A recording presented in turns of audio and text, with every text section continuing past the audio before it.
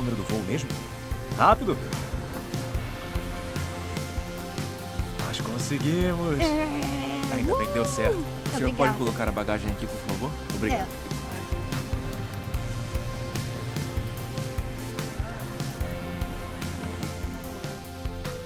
Ele é, sem dúvida, a pessoa mais famosa da história.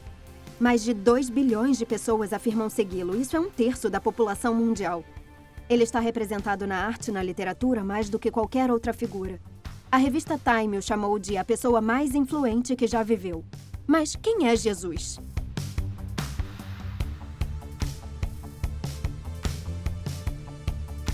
Quem é Jesus? Eu acho que... acredito que ele foi uma pessoa... ele é o Filho de Deus. Eu não acredito que Jesus tenha existido. O Filho de Deus. Se devo responder a pergunta, diria que ele é Deus. É um jogador do Chelsea? Se você lê a Bíblia, eu acho que não dá pra acreditar em tudo isso. Tudo. Pode ser qualquer coisa, mas pra mim ele é tudo. Quem é Jesus?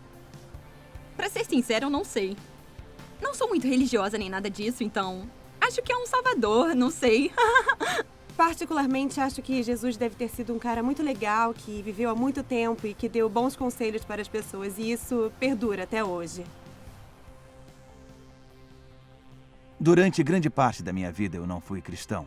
Eu venho de uma família de advogados, de bacharéis. Meu pai era advogado, minha mãe era advogada, minha irmã é advogada, meu filho se formou para ser advogado, minha filha se formou para ser advogada, os meus avós dos 2 lados eram advogados, meu tio era advogado. Se tivéssemos um gato, ele teria sido advogado. Meu pai era um judeu secular. Ele escapou do Holocausto. Muitas pessoas da família dele morreram no Holocausto. Minha mãe não ia à igreja. Meu pai se definia agnóstico. E eu cheguei à conclusão de que eu era um ateu na adolescência. E eu era um ateu muito argumentativo. Eu não ficava tentando converter as pessoas ao ateísmo, mas se alguém tentasse me converter ao cristianismo, eu tinha muitas coisas a dizer sobre o assunto. E eu suspeitava um pouco dos cristãos. Eu conheci 1 ou 2 antes da universidade. E eles tinham um sorriso que eu achava muito suspeito. E no primeiro ano da universidade, eu era vizinho de quarto do meu grande amigo Nick Lee. E eu avisei a ele sobre os cristãos. Eu disse, não deixe eles entrarem no seu quarto, não importa o que aconteça. Mas era tarde demais. Ele tinha conhecido cristãos e um dia ele e a namorada dele, hoje a esposa dele, a Sila, foram me contar que tinham se tornado cristãos. Eu fiquei apavorado, porque eles eram pessoas incríveis.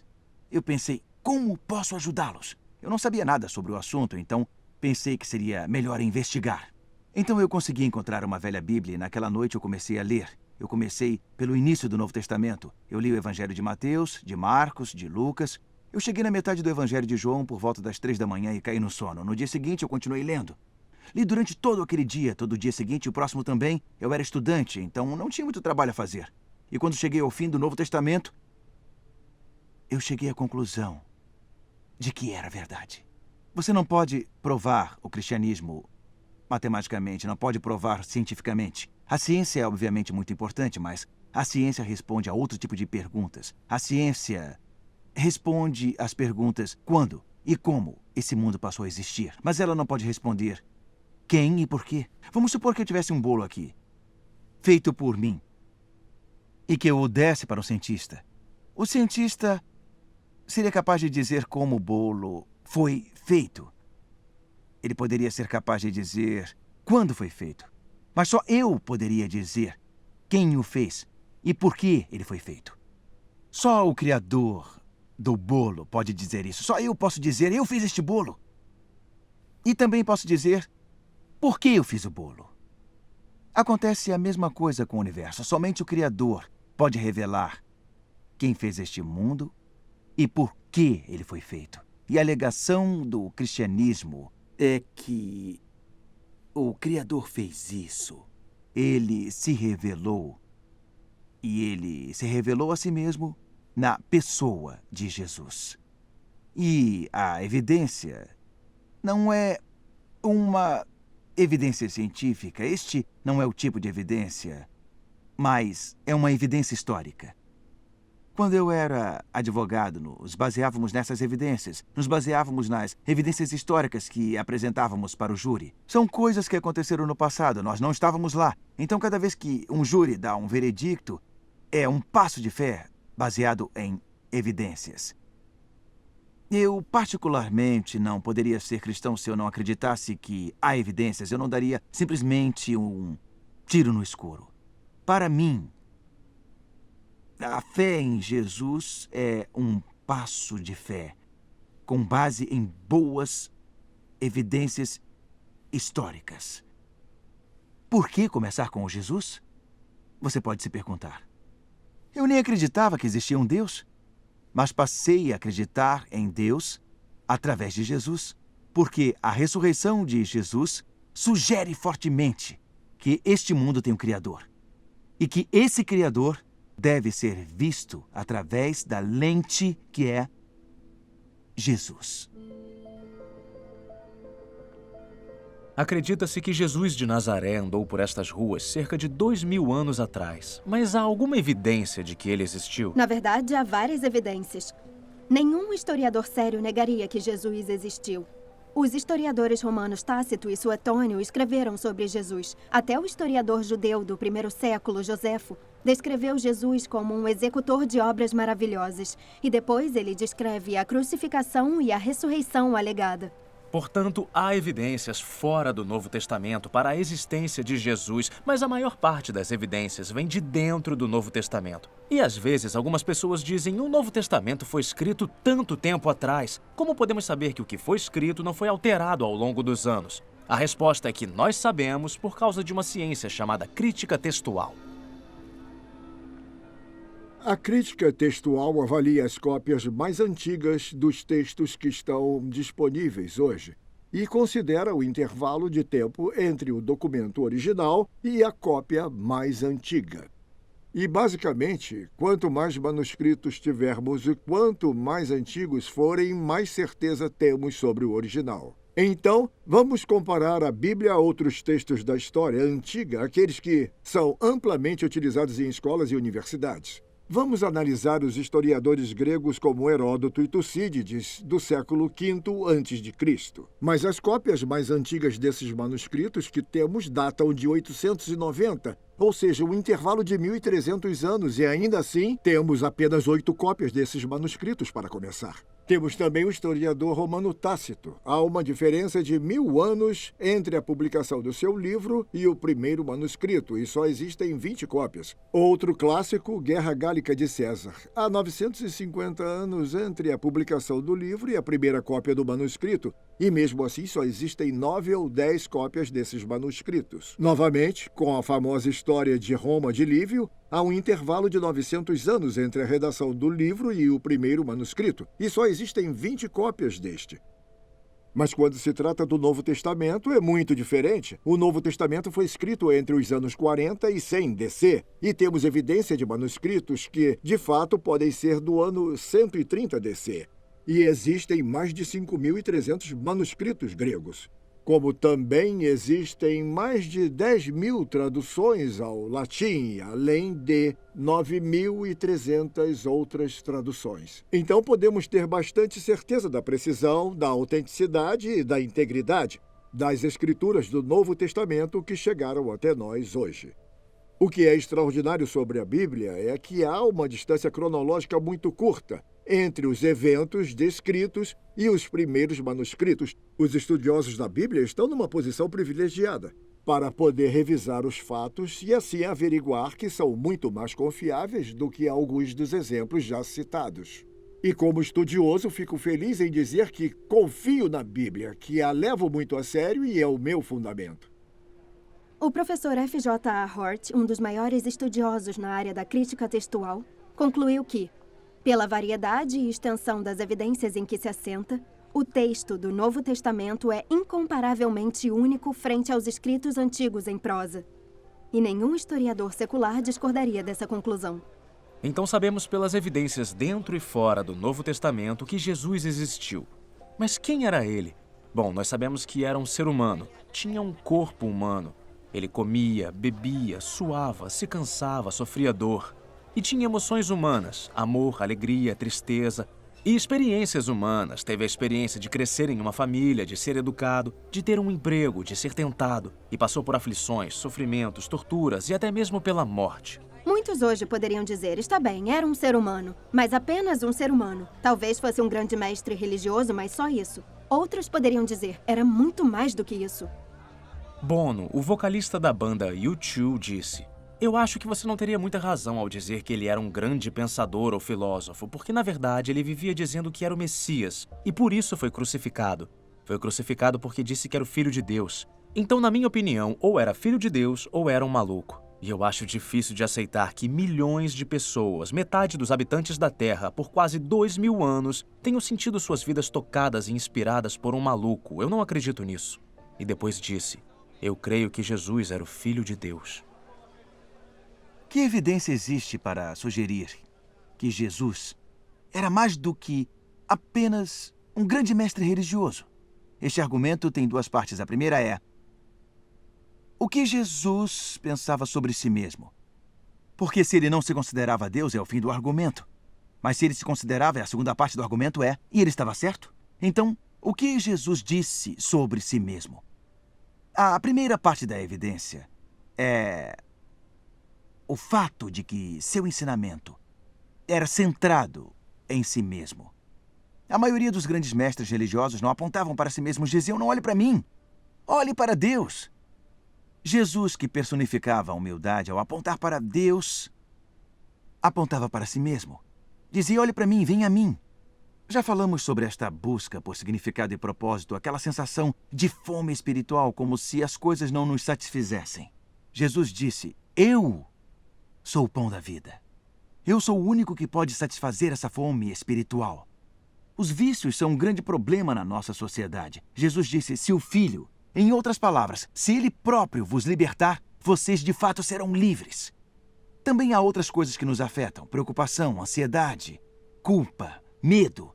Jesus disse: venham a mim, todos que estão cansados e sobrecarregados, e eu lhes darei descanso.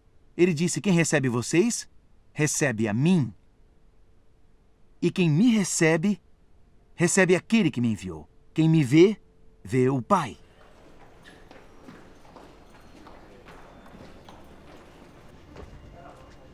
O perdão está no coração do cristianismo. Jesus se apresentou e disse: seus pecados estão perdoados. Se alguém pecar contra você, você pode perdoá-lo, mas não pode simplesmente dizer para alguém: seus pecados estão perdoados. Quando Jesus disse isso, os mestres da lei disseram: quem pode perdoar pecados senão Deus? Mas Jesus afirmou ser capaz de perdoar. De fato, Jesus disse que veio dar a sua vida para que possamos ser perdoados.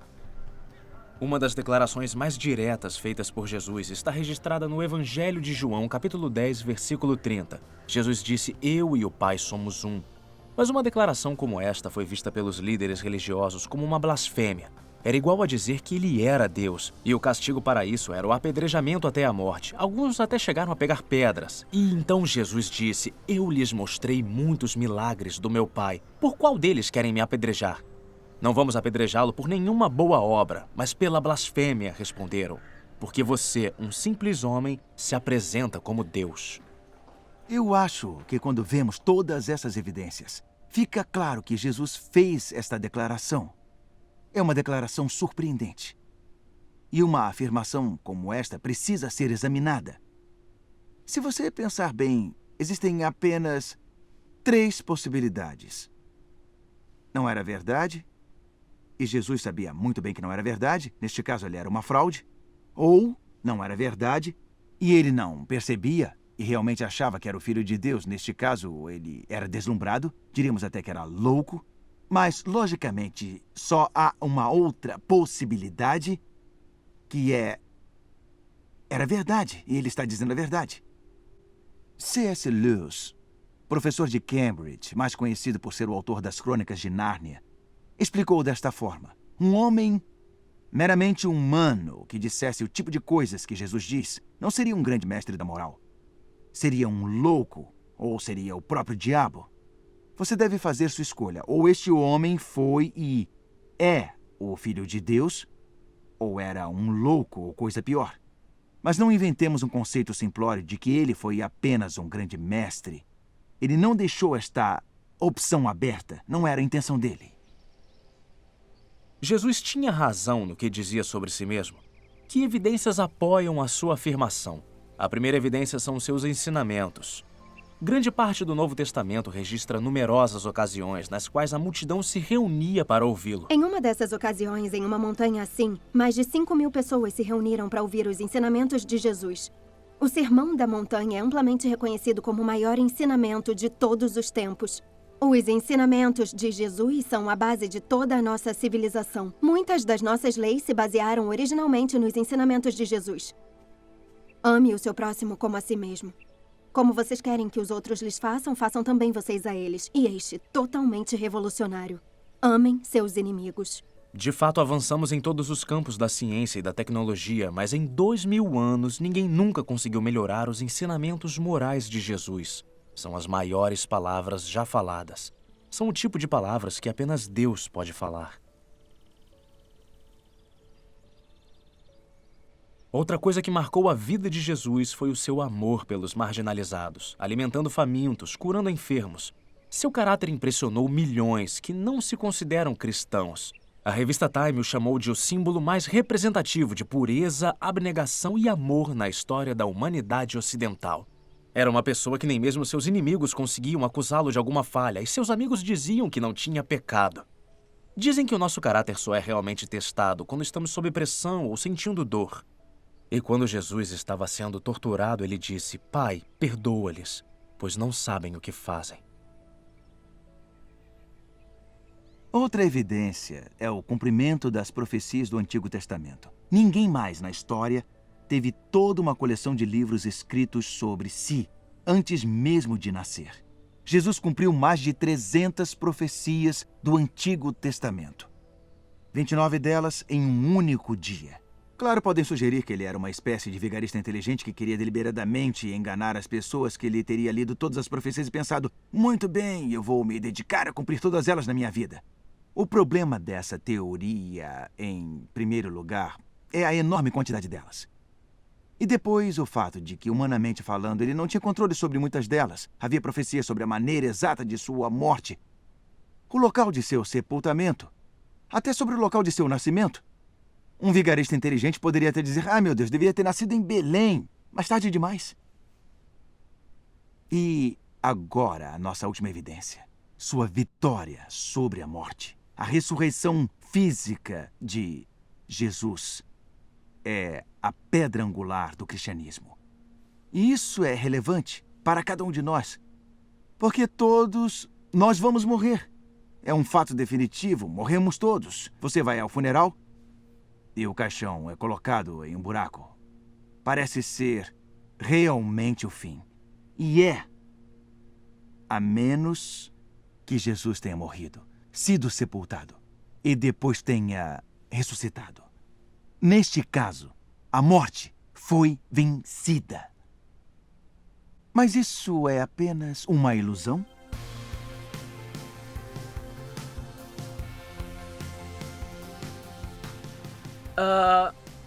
Ressuscitou.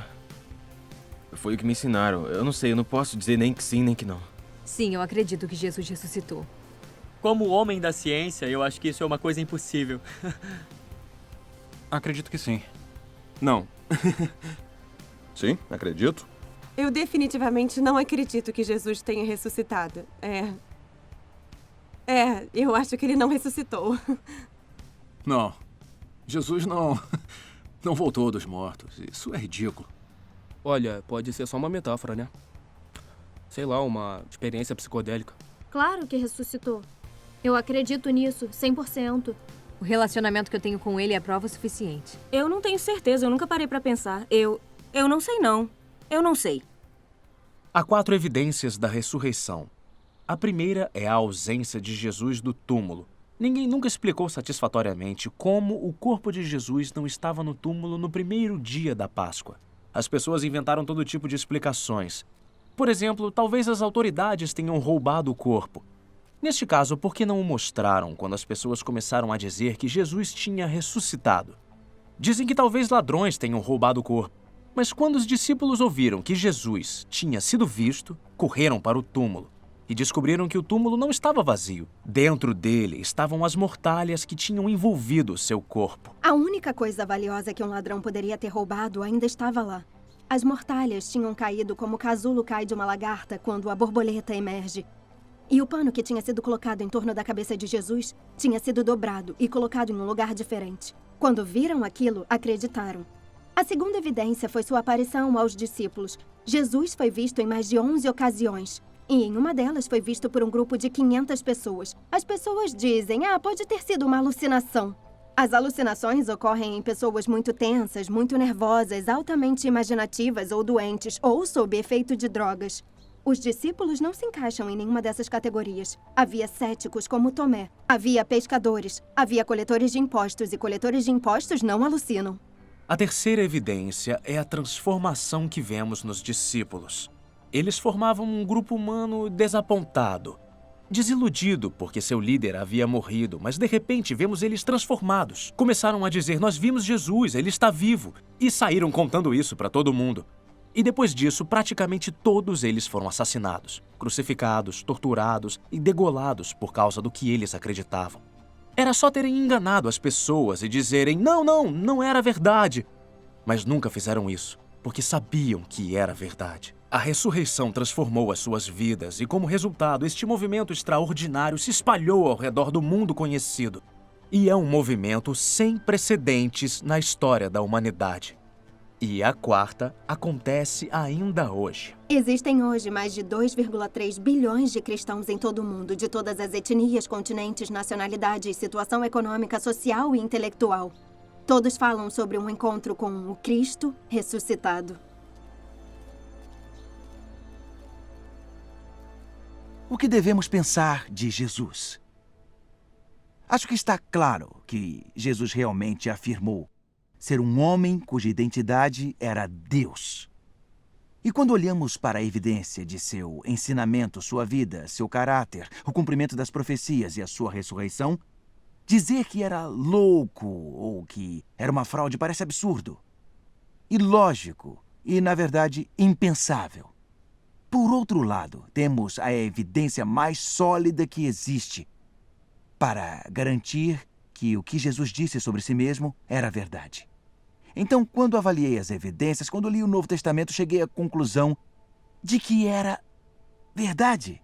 Eu não queria me tornar cristão, porque pensava que se eu me tornasse cristão, a minha vida seria horrível a partir daquele momento e tentei evitar isso.